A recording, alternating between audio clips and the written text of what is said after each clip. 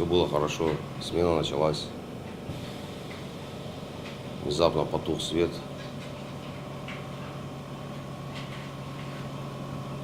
Пришел ветер с туманом. И внезапно вот эта глыба, или как ее назвать, воды с грязью, с мочемолой, напала на меня.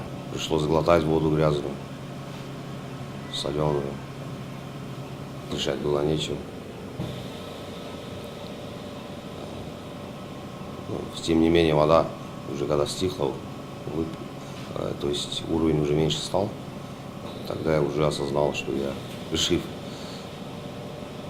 Нога была заблокирована, то есть, железо, трубы, это все шло, гнулось из-за давления воды. И пришлось и ногу тоже вытаскивать удачно, без переломов, без ничего.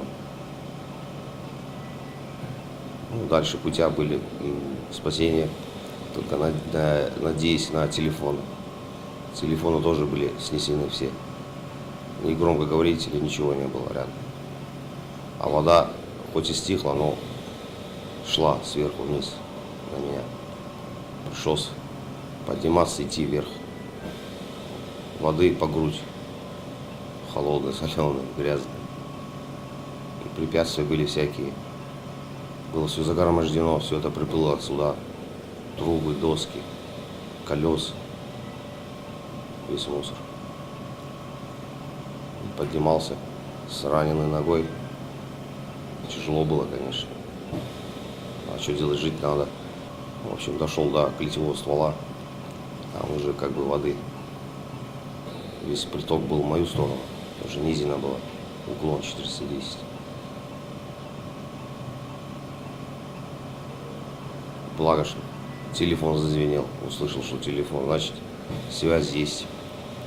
Меня это обрадовало очень. Я позвонил горному диспетчеру. Все были рады слышать. Света не было, да. Но у каждого горноспасателя есть свое освещение, светильник. Лампа своя. Благодаря этой лампе это очень помогло мне дойти до клетевого ствола. Без лампы было очень трудно. Освещения нет. Все темно, все сыро, туманы, все это самое.